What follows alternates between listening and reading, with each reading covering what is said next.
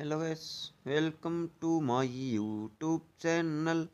आप लोगों का स्वागत है मेरे चैनल में।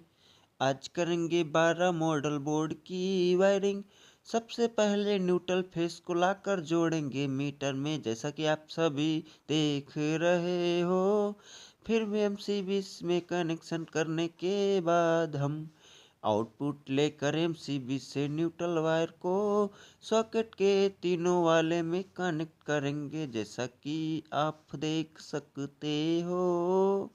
गाली देने का मन रहेगा तो भी दे सकते हो।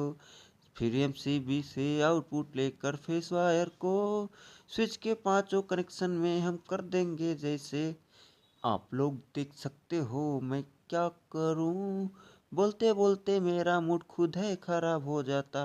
क्या बोल रहा हूं मैं कुछ समझ में नहीं आता। स्विच का कनेक्शन जैसा बताया हूं ऐसे कर देना, आपके घर का वायरिंग अच्छे से हो जाएगा। पंखे का वायरिंग भी अच्छे से कर देना, पर सबसे पहले वायरिंग तुम न्यूट्रल का ही करना। उसके बाद अर्थ वायर को भी जरूर जोड़ना, वरना लाइन मारेगी तो मुझको मत कहना। कोई गलती हो तो तुम फटक से कमेंट करना। Thank you.